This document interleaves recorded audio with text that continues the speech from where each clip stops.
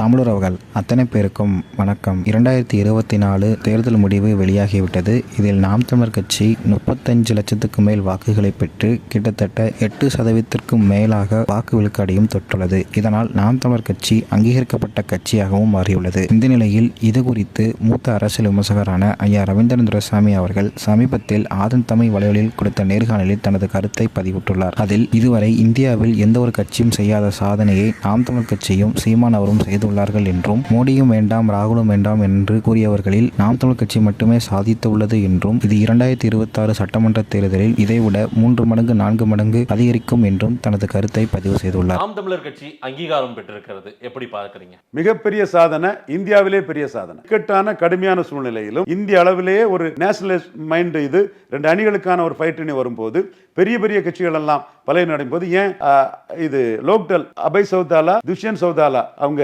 ஆண்டவங்க, ஹரியானாவை இவர் deputy chief minister இருந்தவங்க, இவங்களே ஒண்ணுமே இல்ல நோட்டாவுக்கு கம்பேரிட்டிவ் போன இடத்துல சீமான் மட்டுமே 2 மடங்குக்கு மேல எடுத்திருக்காருன்னா, சட்டசபை தேர்தலில் 5வது தடவை அவர் தனிச்சு நிற்கும் போது அவர் கடைசியா எடுத்த சுமார் 7% வாக்கை விட 3 மடங்கு 4 மடங்கு எடுத்தாலும் ஆச்சரியப்படுறதுக்கு இல்ல. பெரிய அளவில் மக்கள் நம்பிக்கையை பெற்றுட்டாரு. இந்த கடுமையான இக்கட்டான சூழ்நிலையிலும் இந்த வாக்குங்கிறது இந்திய அளவிலே சீமானுக்கு சாதனை, அசாத்திய சாதனை.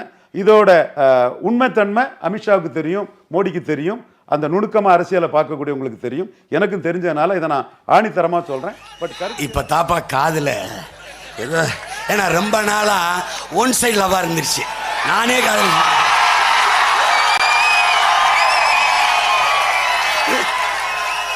இப்ப இப்ப இப்ப இப்ப எல்லாரும் என்னை நேசிக்கிறாங்க. I am very happy.